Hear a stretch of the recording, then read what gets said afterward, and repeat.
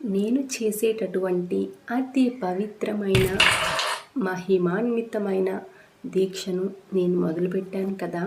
వారాహి అమ్మ ఆరాధన నేను ఎలా చేసుకుంటున్నానో రెండవ రోజు అనేది తెలియజేస్తాను. అమ్మ ఆరాధన చేసుకోవటానికి సంకల్పం చేసుకోవడము అనేది నా అదృష్టంగా భావిస్తున్నాను.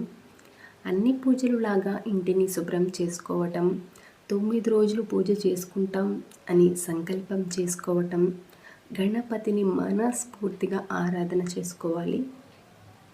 మనస్సు భావన అనేది ముఖ్యంగా దేవతారాధనలో అత్యంత ప్రీతిపాత్రమైనది.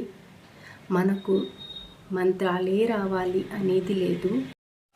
మంత్రం అనేది ఎక్స్ట్రా బూస్టప్ అన్నమాట. మనం చెప్పే ఒక మంత్రమైన శ్లోకమైనా కూడా ఆ పూజకు ఇంకొంచెం